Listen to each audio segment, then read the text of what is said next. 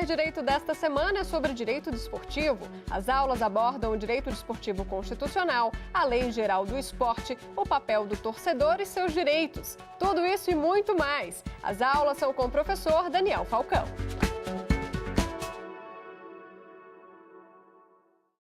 Olá, telespectadores do Saber Direito. Meu nome é Daniel Falcão, advogado e professor de Direito Constitucional, Eleitoral e Desportivo. Nessa aula 3, nós trataremos da Lei Geral do Esporte, Lei 9.615 de 98, mais conhecida popularmente como Lei Pelé. Nós trataremos não ela inteira, porque ela é muito longa, mas de alguns aspectos fundamentais aqui para que nós possamos entender como é que funciona o direito desportivo no Brasil. Quarta aula, depois dessa, será sobre justiça desportiva. Então, nós trataremos de um aspecto específico da Lei Pelé e aí enfatizaremos os órgãos da justiça desportiva, quem faz parte da justiça desportiva e também focaremos no CBJD, Código Brasileiro de Justiça Desportiva. E, por fim, na última aula, para encerrar nosso curso, nós estudaremos a fundo uma outra lei fundamental do desporto nacional, que é o Estatuto de Defesa do Torcedor.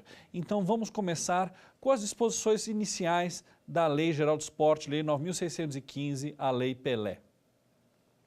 O que diz as disposições iniciais da Lei Pelé, Lei 9.615 de 98, artigo 1º, com seus 3 parágrafos. Primeiro, diz que ela trata das práticas esportivas formais e não formais, fatos, definições que nós já tivemos na primeira aula, quando estudamos o artigo 217 da Constituição, especificamente esses 2 termos, prática esportiva formal, prática esportiva não formal, estão no caput do artigo 217. E segundo, o parágrafo 1º desse artigo 1º é de fundamental importância para o que nós estudamos na primeira aula e para o que nós estudamos na segunda aula. A prática desportiva formal é regulada por normas nacionais e internacionais e pelas regras de prática desportiva de cada modalidade, aceitas pelas respectivas entidades nacionais de administração do desporto. Então aqui está a previsão da Lex Specialis, ou seja, todo mundo, todos os atores do plano desportivo brasileiro têm que respeitar as normas nacionais, tanto feitas pelo Estado como feitas pelas entidades nacionais de administração do desporto, como também as normas internacionais, ou seja, a Lex Esportiva, ou seja, o que a Federação Internacional de Futebol, a Associação FIFA faz, o que a Federação de Vôlei faz, o que o Comitê Olímpico Internacional faz, o que a Associação das Federações Internacionais de Atletismo faz. E aceitar também a lex lúdica, ou seja, as regras do jogo de cada modalidade esportiva, que aí são completamente definidas pelas federações internacionais esportivas, ou chamando também entidades transnacionais de administração do desporto. E aí, a parágrafo 2º vem aqui trazer uma outra informação relevante para nós. A prática desportiva não formal é caracterizada pela liberdade lúdica de seus praticantes. Nós já tínhamos visto isso, está aqui a definição de prática desportiva não formal. Enquanto seguir as regras nacionais e internacionais e a regra do jogo é a prática desportiva formal, a prática desportiva não formal é simplesmente as pessoas jogarem, competirem da forma que bem entenderem. Lembrando aquilo que nós já tínhamos tratado na primeira aula. Quando uma pessoa joga um esporte da forma que ele bem entender, definir o tamanho do campo, definir qual o tamanho do gol, por exemplo, no futebol, numa praia, numa rua, é uma prática desportiva não formal, mas ao mesmo tempo formal, porque ela, quer queira que não, inspira-se nas regras formais do futebol ou de qualquer outro esporte que você eventualmente esteja jogando. E o parágrafo 3º do artigo 1º é muito importante, porque ele diz que o Brasil e a Lei Geral do Esporte, a Lei Pelé, traz esse assunto, dizendo que quaisquer direitos e garantias estabelecidos na Lei Pelé e em eventual outras legislações que tratam do esporte no Brasil, lembrando que a Lei Geral do Esporte é federal, mas os estados podem tratar do assunto por se tratar de uma competência concorrente legislativa do artigo 24, inciso 9 inciso 8 da Constituição, perdão. Os tratados internacionais também podem servir de parâmetro aqui para o desporto no Brasil. Então, os tratados internacionais que o Brasil assinou a respeito do desporto também servem de parâmetro aqui. Dou, por exemplo, a Carta da Unesco lá da década de 70, assinada em Paris, sobre o que é o esporte, o que é educação física, e o tratado que trata do doping, que o Brasil internalizou em 2008, e houve mudanças na Lei Pelé, inclusive por pressão do Comitê Olímpico Internacional, já em 2016, visando ao atendimento das normas da Lex Esportiva do Comitê Olímpico Internacional e da OA, da Agência Mundial Antidoping, nos Jogos Olímpicos realizados no Rio de Janeiro em agosto de 2016. Passamos então agora para os princípios fundamentais, artigo 2º da Lei Pelé. Primeira coisa, mais uma vez a Constituição já tinha falado isso, a Lei Pelé enfatiza isso mais uma vez, ou seja, o direito ao desporto é um direito individual e assim podemos classificá-lo como direito social, apesar de não estar expresso no artigo 6º caput da Constituição, ao contrário do lazer, que está tanto no artigo 6º caput como no artigo 217, parágrafo 3º. Mas vamos ver alguns princípios aqui para que nós possamos entender o que a Lei Pelé se preocupou para trazer como princípios do desporto no Brasil. Inciso 1 do artigo 2º, soberania, caracterizado pela supremacia nacional na organização da prática desportiva. Supremacia nacional, então nós temos aqui as nossas ideias e dentro do nosso território nós podemos legislar sobre esse assunto. Nunca tocando na lex lúdica, como nós já falamos na aula passada, mas a lex esportiva há sim um espaço em que a lex esportiva e a legislação nacional funcionam conjuntamente. A Lei Pelé a Constituição dá autonomia para as entidades funcionarem, se organizarem, porém a lex esportiva não é absoluta dentro do território brasileiro, porque nós estamos num país soberano e isso está claro como o primeiro princípio do artigo 2º da Lei Pelé. Princípio da autonomia, definido pela faculdade e liberdade de pessoas físicas e jurídicas organizarem-se para a prática desportiva. Nós não precisamos, para jogar futebol, seguir todas as regras da FIFA e da CBF. Nós não precisamos, para jogar beisebol, saber as regras da Associação Mundial de Beisebol ou mesmo da MLB, Major League Baseball, lá dos Estados Unidos. Nós podemos jogar do jeito que a gente bem entender, nós podemos jogar na rua, na praia e brincar de jogar beisebol. E qualquer outro esporte é da mesma forma. Não precisamos, para apostar a corrida com os amigos, entender todas as regras da IAAF, que é a Federação Internacional de Atletismo, ou mesmo da CBAT, Confederação Brasileira de Atletismo. Nós podemos fazer nossas próprias regras. Então, aqui protege-se tanto as regras estipuladas internacional e nacionalmente no esporte, tudo formalizado em práticas desportivas formais, como também as práticas desportivas não formais. Outro princípio, o princípio da liberdade, expresso pela livre prática do desporto, de acordo com a capacidade e interesse de cada um, associando-se ou não à entidade do setor.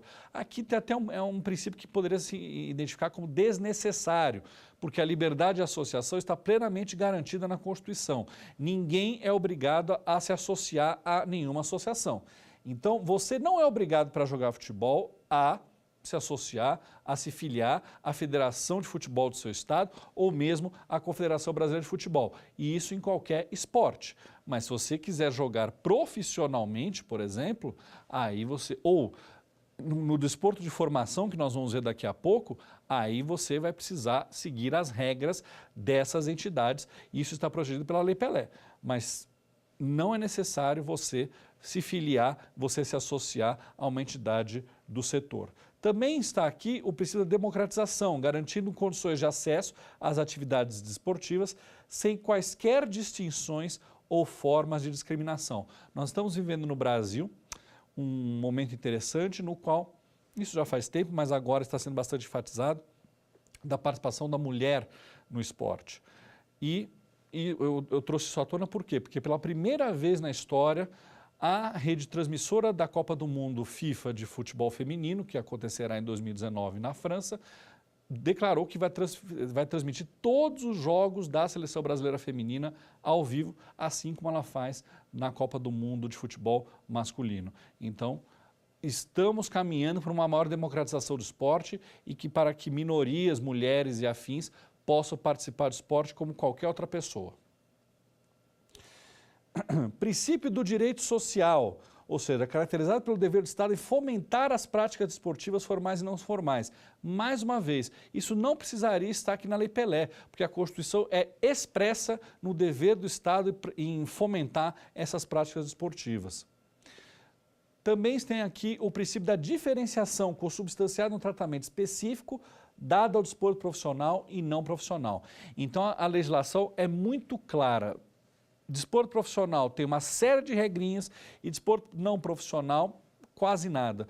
Isso foi diferenciado propositalmente porque a Lei Pelé infelizmente, não trata quase nada do desporto não profissional e dá uma ênfase gigantesca ao desporto profissional. E aqui vem um problema da Lei Pelé. Ela praticamente é pensada só para o futebol, enquanto há vários outros esportes no Brasil em que a prática é profissional, porque os atletas assinam um contrato especial de vínculo desportivo, nós vamos ver isso daqui a pouco, e mesmo assim você vê claramente pela estrutura da legislação que ela foi pensada no futebol. E qual o problema disso para os outros esportes? O futebol é muito mais rico, muito mais assistido, muito mais apreciado no nosso país, e isso cria desigualdades gigantescas entre as modalidades. Também temos o princípio da identidade nacional, refletido na proteção e incentivo às manifestações desportivas de criação nacional. Isso também não precisaria estar aqui na Lei Pelé. A Lei Pelé é exaustiva nesse ponto, porque a Constituição fala que as manifestações desportivas de criação nacional, de caráter nacional, devem ser fomentadas, devem ser incentivadas. E lembre-se, eu dei o exemplo da capoeira, que foi de um esporte considerado crime no Código Penal do final do século XIX para um esporte no qual, não expressamente, mas indiretamente, a Constituição prevê sua proteção e o seu incentivo. O princípio fundamental da educação, voltado para o desenvolvimento integral do homem como ser autônomo e participante, e fomentado por meio da prioridade dos recursos públicos ao desporto educacional. Mais uma vez, a Constituição deixa claro que cabe ao Estado fomentar principalmente, em primeiro lugar, o desporto educacional. E o do alto rendimento num segundo plano. A Lei Pelé está deixando claro. Desporto educacional em primeiro lugar. Também temos o princípio da qualidade, assegurado pela valorização dos resultados desportivos, educativos e dos relacionados à cidadania e ao desenvolvimento físico e moral. E para terminar, aqui nós temos outros princípios, eu não vou falar de todos, o princípio da segurança, propiciada ao praticante de qualquer modalidade desportiva quanto à sua integridade física, mental ou sensorial. E aqui, por exemplo, nós temos um aspecto interessante.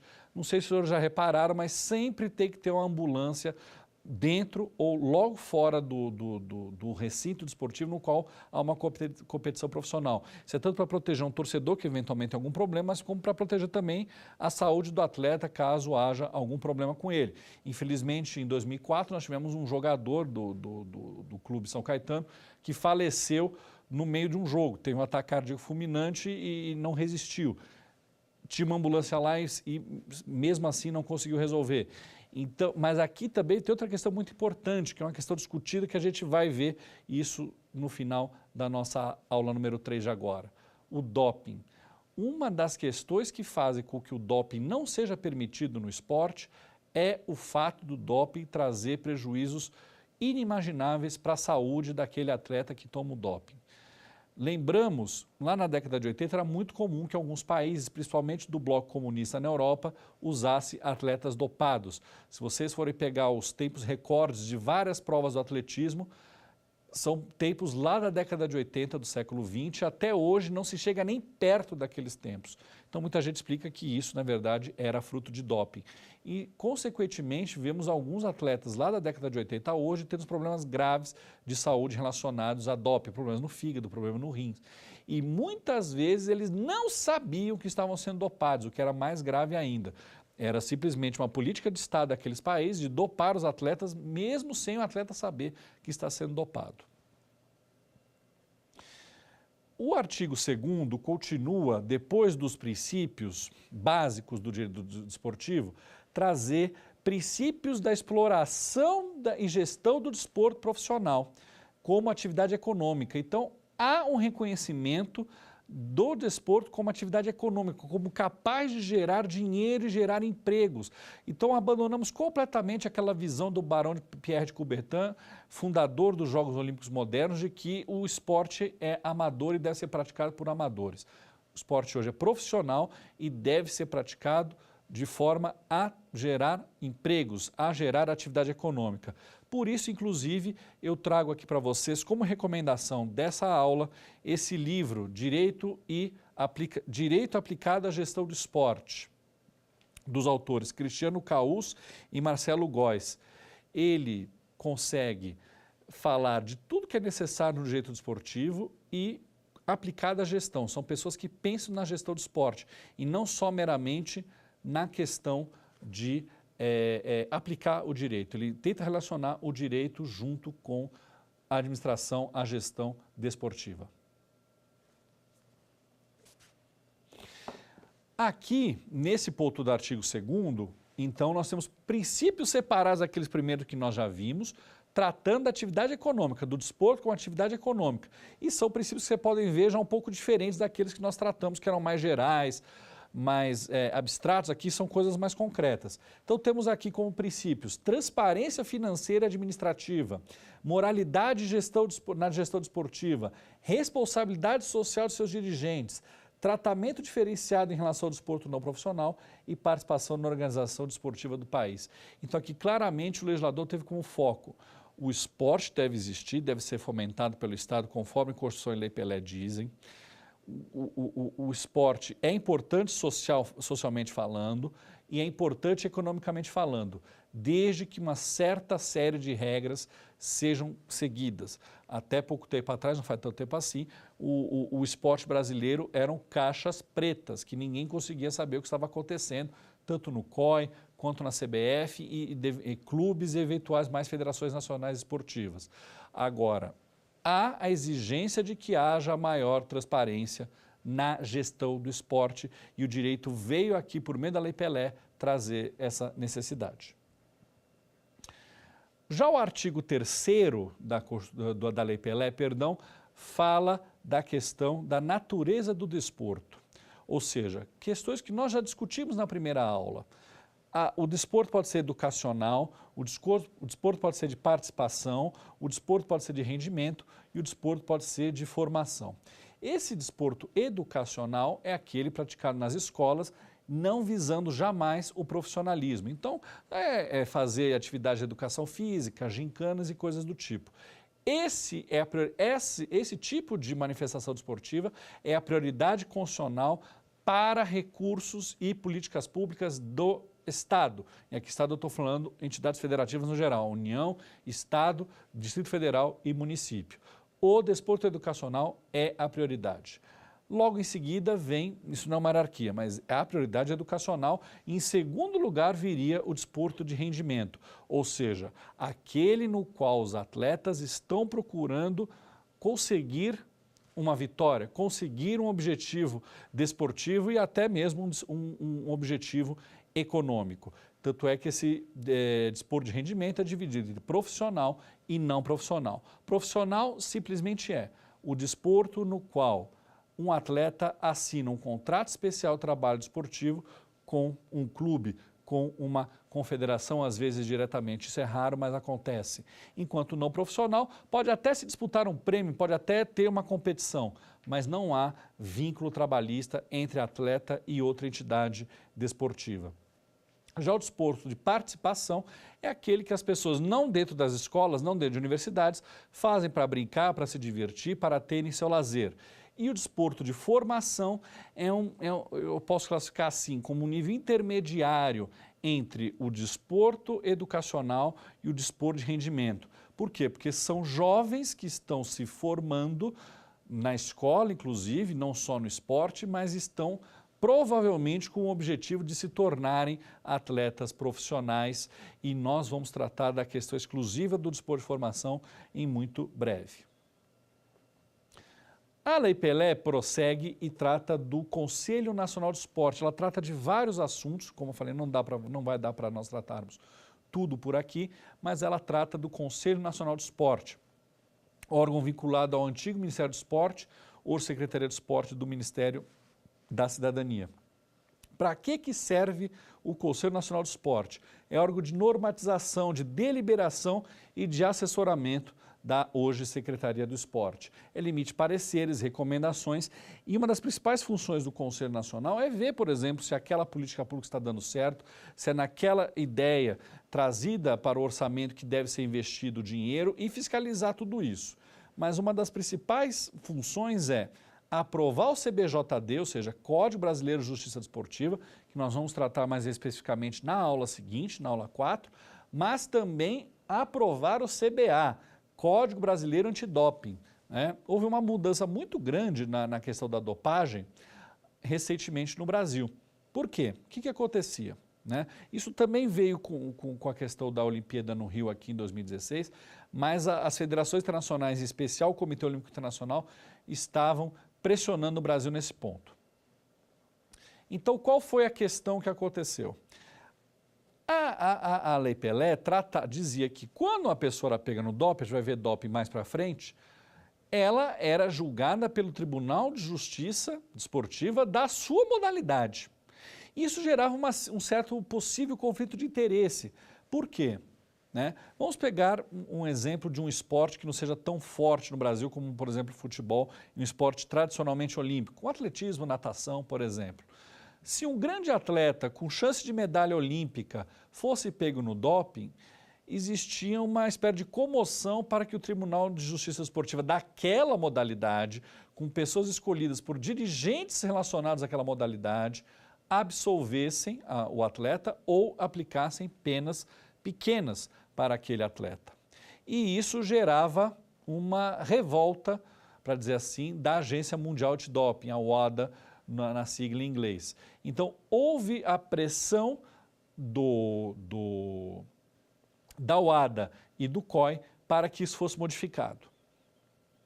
E a Lei Pelé modificou essa questão. Então, agora existe um tribunal específico só para cuidar de dopagem e de qualquer esporte vinculado ao programa olímpico. Então, se um nadador, se um atleta do remo, se um atleta de futebol for pego no doping de qualquer esporte que seja olímpico, ele é julgado pelo TJDAD, Tribunal de Justiça Desportiva Antidoping, e não mais pelo tribunal de sua modalidade. Isso fez com que as penas crescessem e, obviamente, se você não ficou satisfeito com a decisão, você pode recorrer para o já ensinado Tribunal Arbitral de Esporte lá na Suíça. Então, cabe ao Conselho Nacional do Esporte, para encerrar esse assunto aqui do Conselho Nacional do Esporte, aprovar e modificar, quando entender, o Código Brasileiro Antidoping.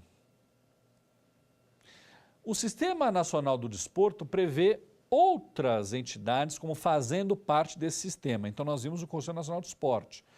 Agora, nós temos outras que não são governamentais, são atividades privadas. São entidades privadas com atividades privadas. Quais são elas previstas expressamente lá na Lei Pelé?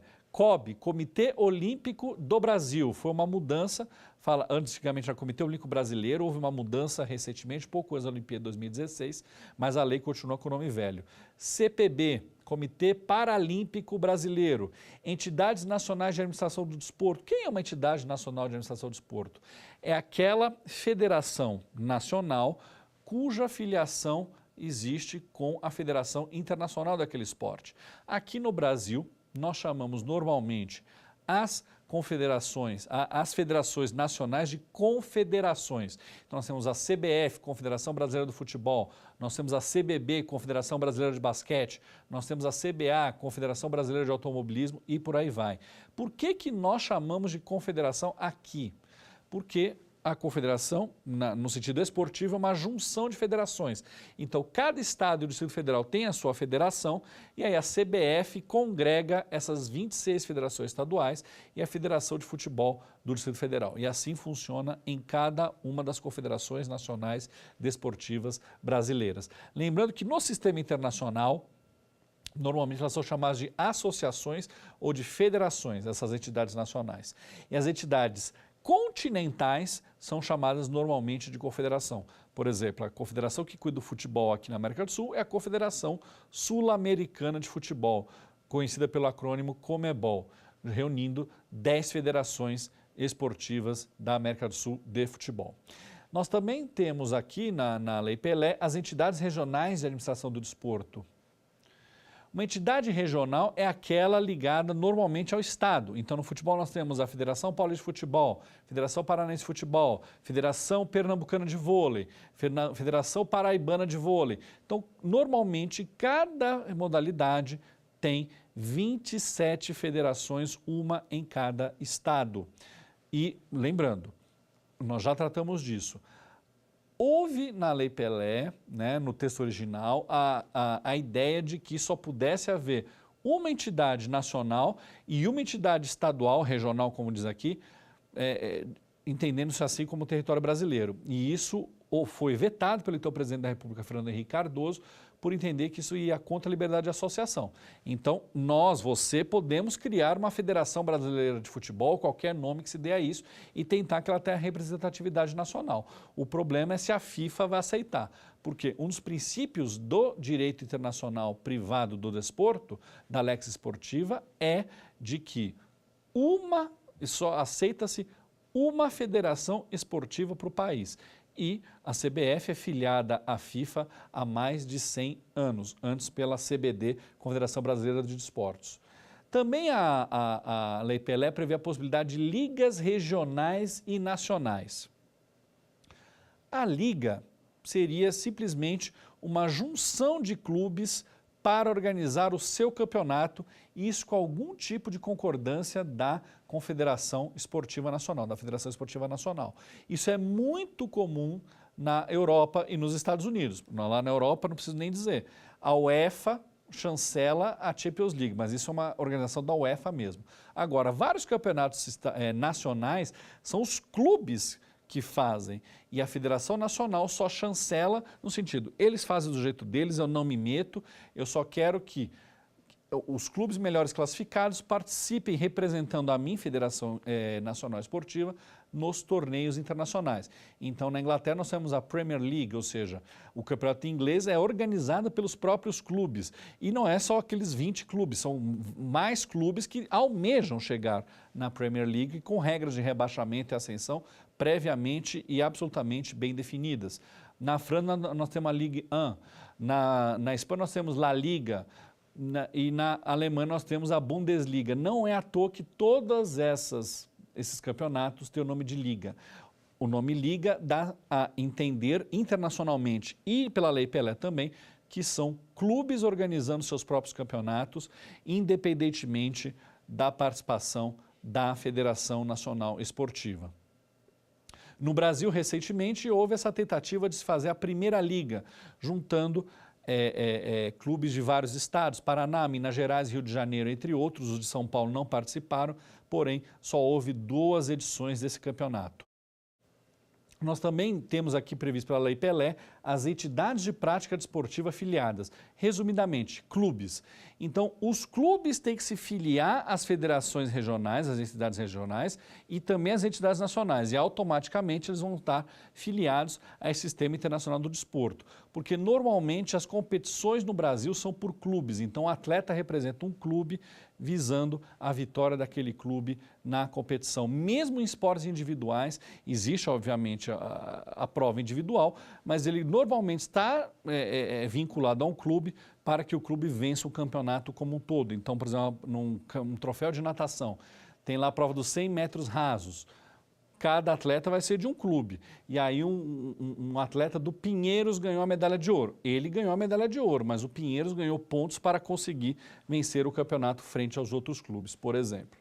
E nós temos também na Lei Pelé a Confederação Brasileira de Clubes, mas como se fosse uma confederação sindicato patronal mesmo, ou seja, os clubes se juntam para lutar pelos seus direitos no Congresso, no Judiciário e em força de grupos de pressão de lobby mesmo.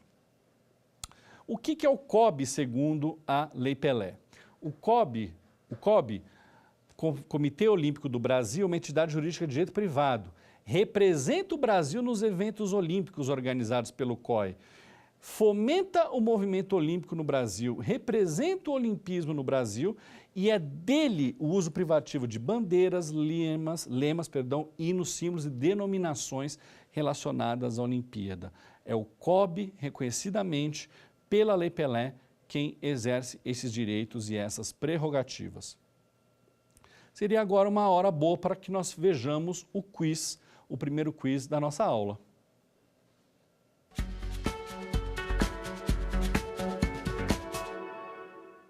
Não faz parte do Sistema Nacional do Desporto: A, o Comitê Olímpico do Brasil; B, o Comitê Paralímpico Brasileiro; C, a Confederação Sul-Americana de Futebol; e D de dado, entidade de prática desportiva filiada. Aqui ficou muito fácil, né, gente? Claramente a resposta é C. Confederação Sul-Americana de Futebol. O Brasil reconhece a existência da Confederação Sul-Americana de Futebol, conhecida como Conmebol. Porém, a lei fala que o COB, o Comitê Paralímpico e os clubes, ou seja, as entidades filiadas, esportivas filiadas, fazem parte do Sistema Nacional do Desporto, enquanto a Confederação Sul-Americana de Futebol é no Sistema Continental do Desporto, no qual a CBF faz parte.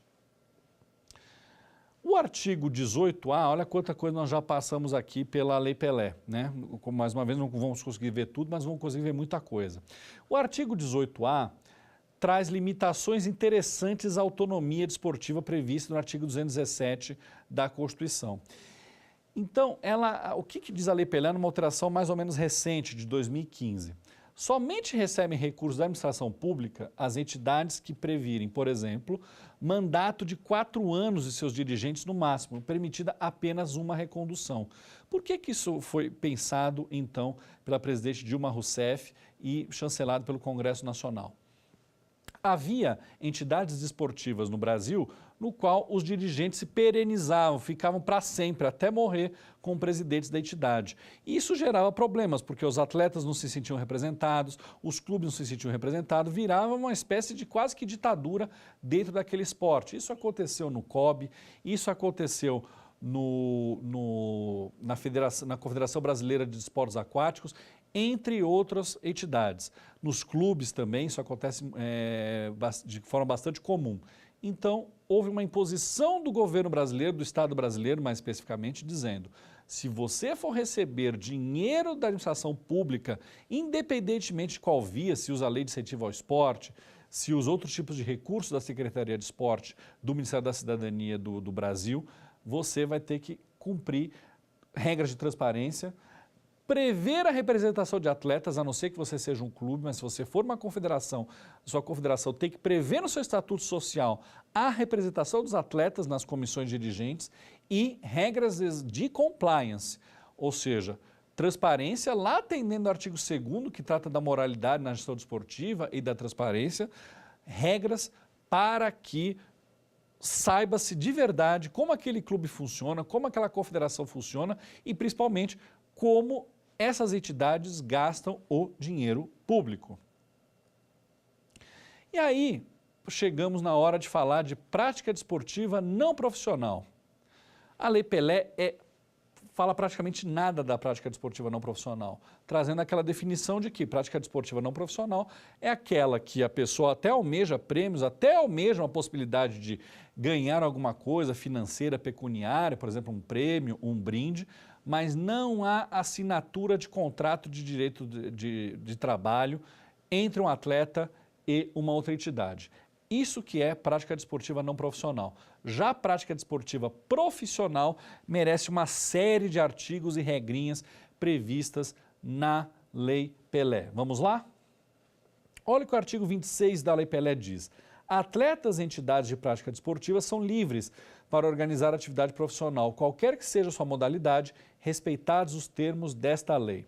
Parágrafo único. Considera-se competição profissional para os efeitos desta lei, ou seja, quem está na competição profissional em tese é um atleta profissional, aquela promovida para obter renda e disputada por atletas profissionais, cuja remuneração decorra de contrato de trabalho esportivo, ou seja, competição profissional é aquela que a pessoa disputa esportivamente e financeiramente e com atletas que assinaram esse contrato de trabalho desportivo.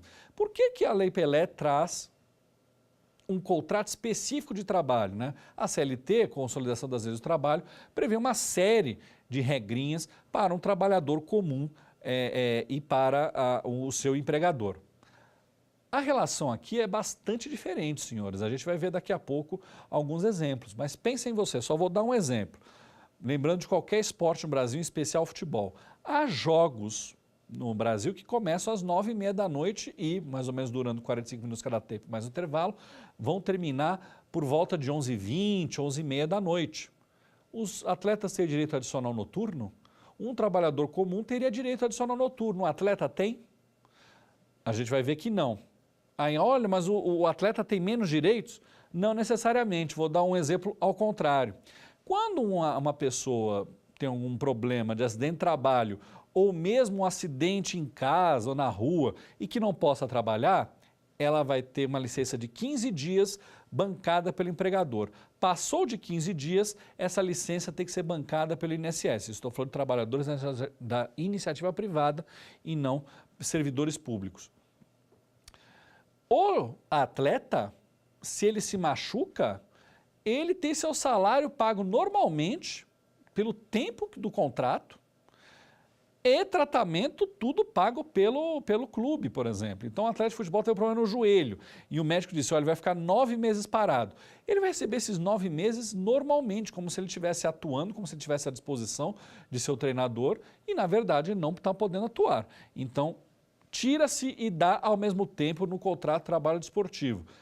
Atende-se claramente às peculiaridades desse tipo de relação de trabalho. O artigo 28 é quem trata do contrato de especial trabalho desportivo. E o caput diz o seguinte, a atividade do atleta profissional é caracterizada por remuneração pactuada em contrato especial de trabalho desportivo, firmado com a entidade de prática desportiva, no qual deverá constar obrigatoriamente. E aí nós temos que fazer um esforço histórico para entender do que nós estamos falando aqui.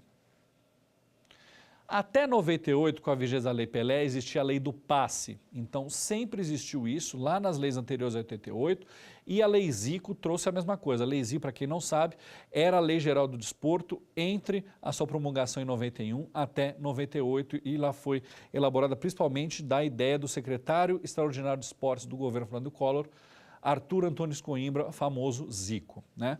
Já no governo Fernando Henrique, o ministro extraordinário dos esportes era o Pelé e ele fez uma nova lei. O que aconteceu? O passe era um vínculo esportivo entre o atleta e o clube, no qual eles formavam um contrato, por exemplo, o clube A e o atleta fulano resolveu que ele ia trabalhar naquele clube por 3 anos recebendo um salário X. Ótimo. Quando dava os 3 anos, aí vinha a força do passe. Esse atleta só poderia jogar em outro clube caso esse outro clube pagasse o valor que o clube A entendesse necessário para aquilo. Só que um detalhe, o contrato estava expirado, então o atleta não recebia enquanto não houvesse a venda do passe para o clube A para o clube B. Isso era praticamente uma semi-escravidão. Isso caiu pela primeira vez na Europa. Nós tratamos isso na aula passada, no caso Bosman, um jogador belga que procurou seus direitos no Tribunal de Justiça da União Europeia, dizendo que o passe era contra direitos fundamentais da pessoa humana previstos nas constituições e nos tratados internacionais da União Europeia. E o tribunal deu razão ao Bosman e acabou com o passe. 3 anos depois, o Brasil adotou a mesma ideia, acabando-se com o passe, ou seja, faz o contrato de 5 anos, por exemplo, acabou, expirou o prazo, deu 5 anos, o atleta está absolutamente livre para assinar um novo contrato com outra entidade esportiva, como ele bem entender. Agora, a questão aqui, entendemos o fim da lei do passe, agora a questão aqui é, mas continua-se os clubes pagando valores para aquele jogador se transferir. Isso é passe? Não, não é passe. É o que a lei aqui no artigo 28 diz. Cláusula indenizatória desportiva no inciso 1, que deve constar obrigatoriamente, devida exclusivamente à entidade de prática desportiva a qual está vinculado o atleta nas seguintes hipóteses. Transferência do atleta para outra entidade nacional ou estrangeira durante a vigência do contrato, ou por ocasião do retorno do atleta às atividades profissionais em outra entidade de prática desportiva, no prazo de até 30 meses. Ou seja, hoje o clube faz um contrato com o jogador, por exemplo, de 5 anos. Se no segundo ano do contrato um outro clube se interessar por esse jogador, um clube B se interessar por esse jogador do clube A, esse clube B tem que pagar algo para o clube A. Senão, o atleta é obrigado a cumprir seu contrato. Se chama cláusula indenizatória desportiva. Então, por exemplo, um clube do exterior, o Real Madrid, quer contratar um jogador do Flamengo, isso aconteceu recentemente, o Real Madrid chegou no Flamengo e perguntou quanto custa a cláusula indenizatória desportiva desse atleta. O Flamengo responde 50 milhões de euros, por exemplo. O Real Madrid, 50 milhões de euros está um pouco caro, o Flamengo diminui um pouco. Eles podem entrar em negociação e diminuir, ou o clube pode ficar, não, é 50 milhões de euros, eu não aceito 1 centavo de desconto. E aí o clube estrangeiro, normalmente com esses valores é um clube estrangeiro, decide ou paga ou esquece o jogador. E o jogador, mesmo que tiver com vontade de ir, ele que firmou um contrato dizendo que ia ficar 5 anos no Flamengo. Então, ou ele fica os 5 anos, ou ele vai ter que pagar a multa. Porque a Lei Pelé também é muito clara. A multa, a gente chama de multa, mas na verdade é uma cláusula indenizatória. A cláusula indenizatória é responsabilidade solidária do atleta com a nova entidade de prática desportiva. Então, se o atleta resolve sair do Flamengo de qualquer jeito e vai jogar no Real Madrid, tanto ele quanto o Real Madrid podem ser cobrados. Ah, mas eu vou conseguir cobrar no judiciário o Real Madrid aqui no Brasil? Não, você vai cobrar lá na FIFA e se ficar constatado o problema, ou o Real Madrid paga, ou senão ele vai sofrer penas severas por não ter pago. Entenderam como funciona? Então não é mais o passe. Continua havendo a possibilidade de um clube retirar um jogador de um outro clube pagando dinheiro para isso. Só que isso está previsto em contrato entre o atleta e esse clube A, com regrinhas que nós vamos ver daqui a pouco. E outro tipo de cláusula compensatória prevista é no inciso 2, cláusula compensatória desportiva, devida pela entidade de prática desportiva ao atleta em algumas hipóteses. Aí é uma questão um pouco diferente. Bom, agora, quanto que é esse valor? Que aqui é a grande questão, quanto é esse valor a ser pago? O que diz o parágrafo 1º desse artigo 28? O valor da cláusula indenizatória desportiva, que se refere ao inciso 1 do caput desse artigo, será livremente pactuado pelas partes e expressamente codificado no instrumento contratual. 1. Até o limite máximo de 2.000 vezes o valor médio do salário contratual para transferências nacionais e 2. Sem qualquer limitação para as transferências internacionais. Então, um contrato assinado entre atleta e clube tem que prever o seguinte. Primeiro, tem um valor que é fixado pela lei como teto para a cláusula indenizatória, caso a transferência seja nacional. Então, um atleta, por exemplo, do Corinthians, o Atlético Mineiro interessado nesse atleta. No máximo, 2.000 vezes o salário, que já é um valor gigantesco, porque os salários, normalmente, de jogadores de Série A é muito alto. Mas se esse atleta do Corinthians está tem um clube estrangeiro interessado, o valor foi estipulado por livre vontade entre o atleta e seu clube. Não há limites. Então, vai ter esse limite do teto nacional, de 2.000 vezes o salário, mas internacionalmente não tem limite. Então, tem clube que coloca lá a indenização em 200 milhões de euros. Se ele vai receber isso é outro problema, mas o jogador não sai de jeito nenhum se o clube não concordar com um valor menor de 200 milhões de euros. Ele vai ter que receber 200 milhões de euros ou senão o jogador não sai, certo? E aí, como eu já havia dito, há solidariedade para a responsabilização do pagamento da cláusula do atleta que resolveu sair do clube e também da entidade desportiva que ele foi jogar. Agora, existe um caso muito específico que no Brasil é bastante comum aparecer no judiciário. Qual é? Quando um atleta resolve sair do clube forçando a barra, ou ele tem uma possibilidade? Tem, existe uma possibilidade sim. Qual é essa possibilidade? Está havendo um débito do clube com o atleta. Então, infelizmente é muito comum no cenário esportivo brasileiro que clubes não se planejem de forma correta, principalmente questões financeiras, e começa a dever salários para os jogadores. E não só salários, verbas trabalhistas também. Não paga férias, não paga 13º, não paga bônus, não paga bicho. Bicho? O que é bicho? Bicho é aquele valor combinado entre clubes e atletas por vitórias em cada jogo. Então é muito comum. Olha, cada jogo que o nosso clube vencer, eu vou pagar R$2.000 de extra. Não é um bônus por participação, um bônus de competição, é um bônus do jogo. Então é muito comum que acabou o jogo, os atletas já querem ganhar e vai lá o dirigente com um valor, um cheque ou um dinheiro vivo e paga o atleta naquele momento, logo depois do jogo. Isso é muito comum. Já vi histórias de dirigentes que percebiam que a chance para ganhar o campeonato estava difícil e ele chegou, olha, eu triplico o bicho caso vocês ganhem, eu triplico o bicho caso vocês ganhem esse clássico. E aí o jogador fica mais incentivado e querendo mais vencer aquele jogo. Porém, se há débito do clube com o atleta por 3 meses seguidos, há sim a possibilidade de rompimento unilateral do contrato sem pagamento de cláusula indenizatória. Então, vamos ver lá, parágrafo 4º. Aplica-se ao atleta profissional as normas gerais da legislação trabalhista da Seguridade Social, ressalvadas as peculiaridades constantes dessa lei, especialmente as seguintes. Então, uma série de questões aqui prevê-se que o trabalhador, o atleta profissional é totalmente diferente de um trabalhador comum. Por exemplo, o clube pode estipular concentração. O que é concentração? O atleta é obrigado a ficar até 3 dias consecutivos numa espécie de regime de internato concentrado para o jogo. Ele não vai ver a família, não vai sair do clube ou do hotel, ele vai ficar lá concentrado para o jogo. Isso é possível. Segundo, não tem direitos a verbas a mais, horas extras porque viajou, porque fez pré-temporada, repouso semanal diferenciado, férias também pode ser diferenciada e a jornada de trabalho também pode ser diferenciada. Não tem, por exemplo, direito a adicional noturno.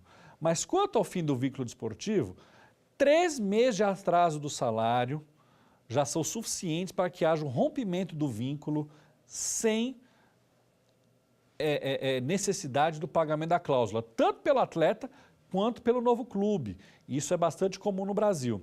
Então, como é que se dá o fim do vínculo desportivo? Com a rescisão entre ambas as partes. As ambas as partes podem, olha, não quero mais jogar aqui, o clube também não quer mais que você jogue, rescindem, pode até haver um pagamento de valor e termina. Mas não pagou 3 meses, e aqui esses 3 meses incluem-se qualquer questão, pode ser férias, 13º, FGTS, pode haver um rompimento, só que o jogador vai ter que pedir esse rompimento lá na Justiça do Trabalho. Outra questão muito importante aqui, que vale a pena nós ressaltarmos, e ainda mais recentemente, dia dos acontecimentos que houve num clube do Rio de Janeiro, lá no seu centro de treinamento com 10 jovens, é a questão do momento que nós podemos fazer com que essa pessoa possa assinar um contrato de trabalho desportivo. Então, o que diz o artigo 29? A entidade de prática desportiva formadora do atleta terá o direito de assinar com ele, a partir de 16 anos de idade, o primeiro contrato especial de trabalho desportivo, cujo prazo não poderá ser superior a 5 anos. Então, só a partir dos 16 anos que você pode assinar um contrato de trabalho desportivo. E antes disso? Antes de 14 anos, não há nenhuma hipótese de assinatura de contrato entre clube e a criança, obviamente, representada por maiores de idade. Só a partir dos 14 anos.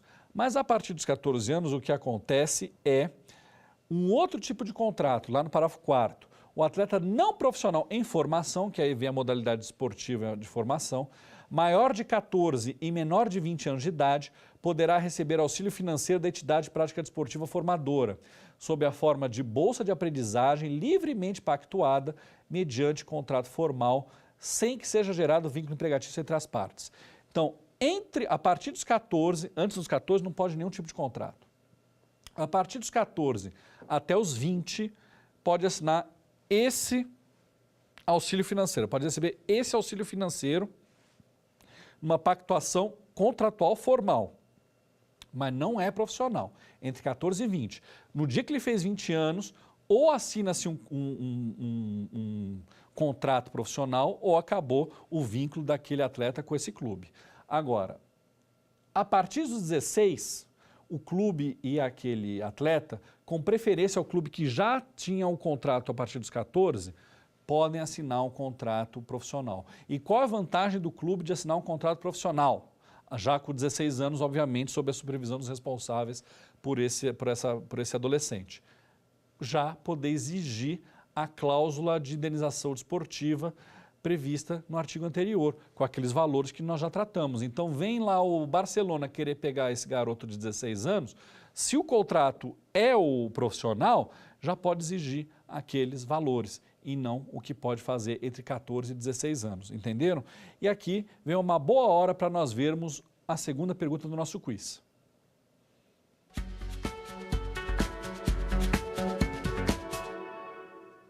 A entidade de prática desportiva formadora do atleta terá o direito de assinar com ele o primeiro contrato especial de trabalho desportivo a partir de A.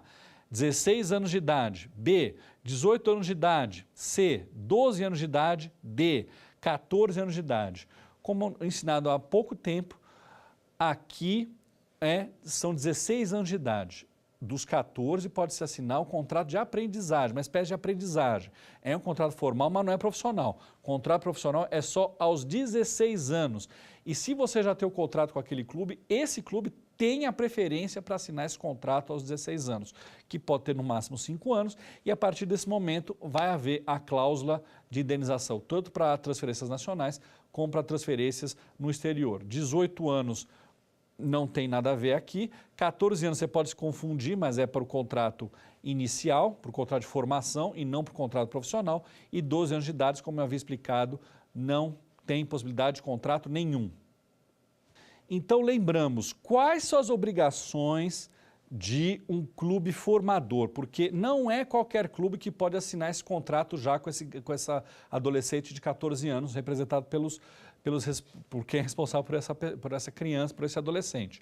Você tem que cumprir uma série de requisitos previstas na Lei Pelé e chanceladas e confirmadas pela Confederação Nacional. Então, para um clube de futebol poder ser uma entidade formadora, ele vai ter que cumprir uma série de requisitos, entendidos assim, lá na Lei Pelé e com a CBF concordando, dando esse atestado, esse certificado de clube formador. Se você for um clube formador, aí sim você pode assinar esse contrato diferenciado já com adolescentes de 14 anos.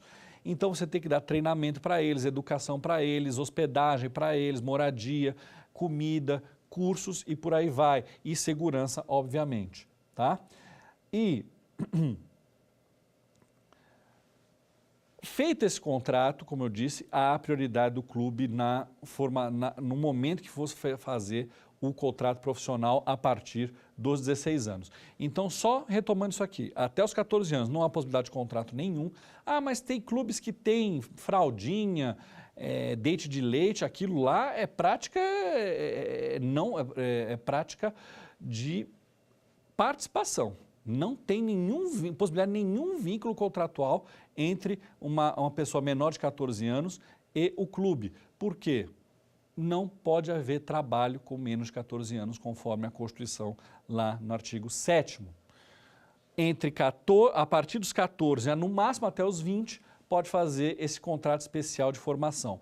E a partir dos 16, podem clubes e atletas firmarem contratos profissionais de trabalho, certo? A Lei Pelé também prevê o mecanismo de solidariedade. Do que se trata isso? Mecanismo de solidariedade foi uma coisa inventada pela FIFA dizendo o seguinte: vamos proteger os clubes que formam os atletas. Então, por exemplo, a criança começou a jogar e depois com 14 anos lá num clube pequeno do interior do estado do Mato Grosso. E depois ele sai desse clube, vai para um clube maior lá da capital, depois vai para um clube maior da Série A do Campeonato Brasileiro e vai jogar num grande clube da Europa. Todas essas transferências, há a necessidade de se pagar uma porcentagem desse valor de transferência para aquele primeiro clube que com 14 anos formou aquele atleta. Sempre um pouquinho para aquele clube. E a FIFA inventou isso e a Lei Pelé trouxe isso também. Então, o que está dizendo aqui? Sempre que ocorrer transferência nacional definitiva ou temporária de atleta profissional, até 5% do valor pago pela nova entidade de prática desportiva, ou seja, o clube, serão obrigatoriamente distribuídos entre as entidades de prática desportivas que contribuíram para a formação do atleta, na proporção de 1% para cada ano da formação do atleta dos 14 aos 17 anos de idade e 0,5% para cada ano de formação dos 18 aos 19. Claro que a Lei Pelé vai tratar das transferências nacionais, porque as transferências internacionais há o pagamento do mecanismo de solidariedade no regulamento da FIFA. Então, por exemplo, o jogador da seleção foi recentemente vendido ao Real Madrid. O clube formador dele aqui no Brasil, o São Paulo Futebol Clube, vai receber uma parte dessa transferência e é um valor bastante substancial. E, assim, há a possibilidade também, como já tinha explicado para vocês, da questão do atraso no cumprimento. Então, já tinha falado disso, mas vou ler aqui o artigo só para vocês entenderem. Artigo 31. A entidade de prática desportiva empregadora que estiver com pagamento de salário ou de contrato de direito de imagem de atleta profissional em atraso, no todo ou em parte, por período igual ou superior a 3 meses, terá o contrato especial de trabalho esportivo daquele atleta rescindido, ficando o atleta livre para transferir-se para qualquer outra entidade de prática desportiva da mesma modalidade. E aqui a Lei Pelé deixa claro, dever férias, dever FGTS, dever 13º, gratificações, prêmios estão incluídos aqui, nessa possibilidade. O que muitos clubes faziam, pagava essas verbas trabalhistas e não pagava o direito de imagem, o que nós já discutimos na primeira aula. Entendendo que o direito de imagem não estaria aqui. A Lei Pelé deixou expresso que direito de imagem, para fins desse artigo 31, estão incluídos. Então você não pode dever absolutamente nada para o atleta por 3 meses, sob pena desse atleta conseguir a liberação no Poder Judiciário. Então, vimos aqui o básico, o mais importante da Lei Geral do Esporte, a chamada Lei Pelé. Na próxima aula, nós trataremos da questão da justiça desportiva, que é uma boa parte da Lei Pelé, mas que eu deixei em separado, e na aula 5, nós trataremos de Estatuto de Defesa do Torcedor. Então, aqui nós vimos os princípios fundamentais, nós vimos as disposições iniciais, o Sistema Nacional do Desporto, a questão da autonomia e as questões trabalhistas e do contrato de trabalho desportivo, o que o atleta tem direito, o que ele não tem, quais são as regras de você romper esse contrato e aí o clube formador ou o clube no qual esse atleta faça parte receber algum valor de direito. Tá bom, gente? Então agradeço a todos, um abração e até nossa próxima aula. Tchau, tchau.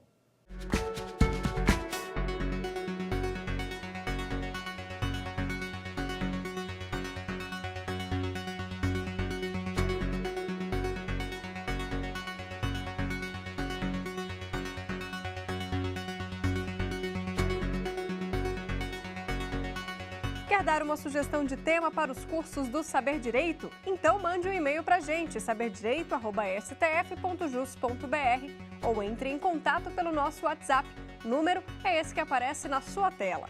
Você também pode estudar pela internet. É só acessar tvjustiça.jus.br ou rever as aulas no nosso canal do YouTube, TV Justiça Oficial.